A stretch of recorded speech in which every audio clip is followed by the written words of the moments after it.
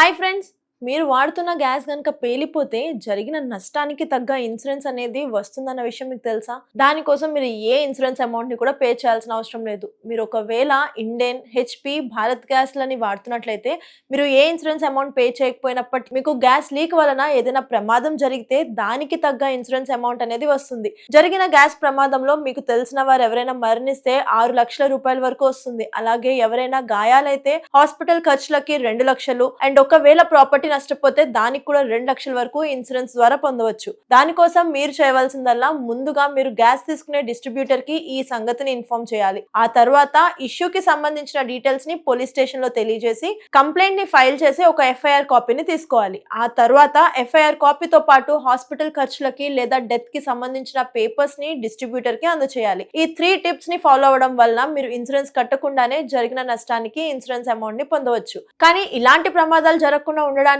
ISI మార్కున్న gas స్టవ్లని అలాగే rubber పైప్లనే వాడండి. And ఈ ఇన్ఫర్మేషన్ గ్యాస్ వాడుతున్న మీ ఫ్రెండ్స్ అండ్ ఫ్యామిలీ మెంబర్స్ కి షేర్ చేయడం మర్చిపోకండి. Thanks for watching.